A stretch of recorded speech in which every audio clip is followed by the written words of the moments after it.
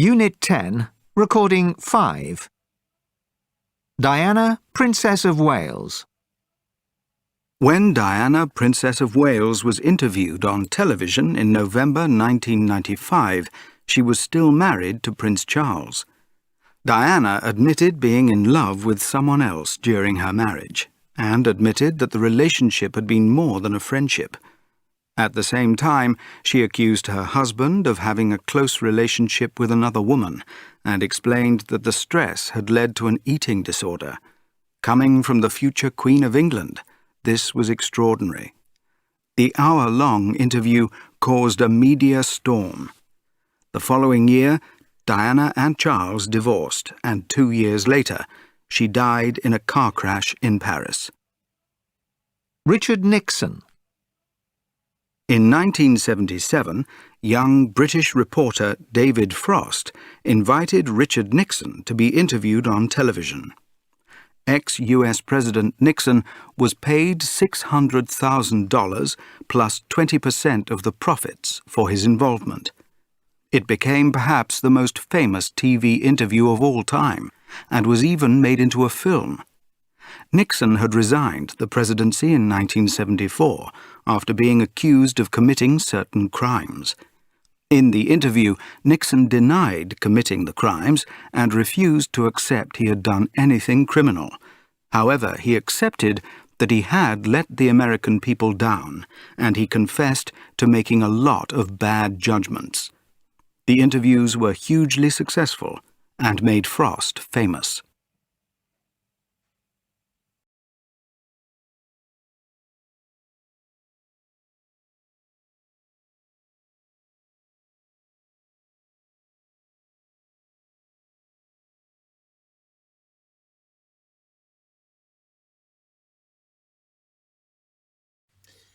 Right, let's do some grammar, shall we?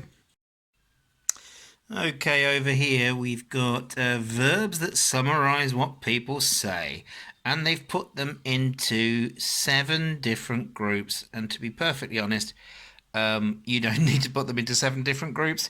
You've got verbs that are followed by that, some with another person in there, and some not. So, for example, you can explain that it wasn't possible. You can also explain to someone that it wasn't possible. Okay?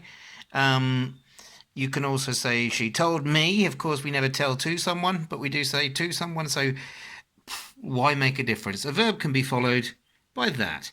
The verbs are agree, claim, complain, insist, recommend, say, suggest, but also tell, warn, assure, and persuade. Okay? She told me that she was in love. She said to me that she was in love. Same thing.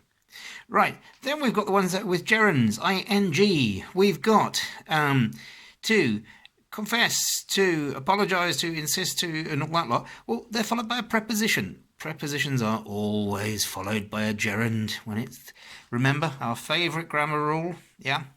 When we follow a preposition in, on, at, to, with a verb just on its own, then we have ing, don't we? Yeah, so we've got to insist on doing something, to object to doing something, to confess to doing something, to apologise for doing something. Short word, next word's a verb, ing, okay? And it doesn't matter if you've got a person in there or not. To blame someone for doing something, to congratulate someone on doing something, okay? That's your verb and your gerund. That's group number, 2. I was going to put 2 fingers up at you. Right, the next ones are all followed by infinitives. Verb plus infinitive, to refuse to do something, to agree to do something, to demand to do something. Now, somebody once, whether it's got an object or not, somebody once said that a lot of these verbs are followed by an infinitive when we're talking about plans for the future. And the strange thing is, it works. He threatened to tell mum if I didn't give him the money. I don't know. You can offer to do something, promise to do something. It's all, you make the promise now, but it's going to happen in the future. There's no logical reason for this, but it does tend to work quite often. Okay, so there's a little tip for you. Tell someone to do something. So we've got this down the bottom. We told them to go home. And didn't we have, what did we have up here? Until she told me that she was in love. Okay, the that, of course, introduces a new clause. Okay, so this is saying there are a large number of verbs that summarise what people say without reporting every word. The patterns follow the patterns that follow vary and have to be learnt separately. All I'm saying is, if it's that, you've got a new clause. If you've got a preposition in there, the next word is a gerund if it's a verb, so ing form, verb pretending to be a noun, and anything else with an infinitive tends to be ones where we're making a plan or talking about it now and it's going to happen in the future. Okay, hope that helps.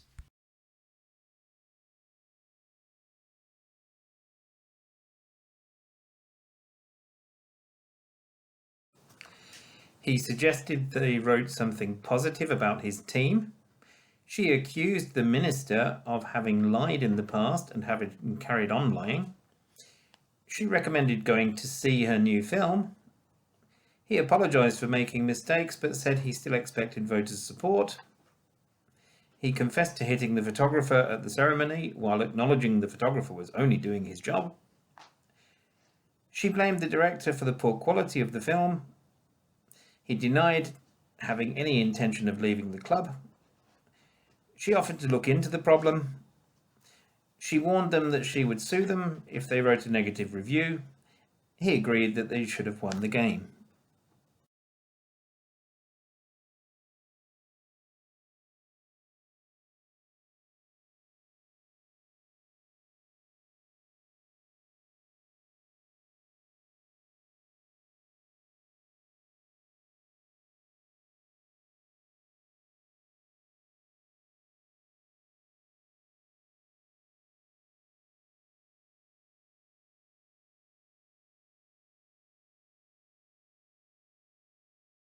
Unit 10, Recording 6. 1, Actions speak louder than words means that what you do is more important than what you say. 2, Someone who speaks their mind isn't afraid to say exactly what they mean. 3, It's rude for work colleagues to talk shop when outsiders are present. 4, He knows what he's talking about. He's an expert on gardening. 5, If you speak highly of someone, you say good things about them. 6, A talking point is a subject lots of people want to discuss. 7, Talk radio has phone-ins and interviews rather than music. 8, If your voice is very quiet, people may ask you to speak up. 9, Talking to yourself is often considered to be a sign of eccentricity. 10, Small talk is polite, friendly conversation about unimportant topics. 11, They had a huge argument. Since then, they haven't been on speaking terms. 12, Peace talks are negotiations between the two sides in a war. 13, A talk show features interviews with celebrity guests.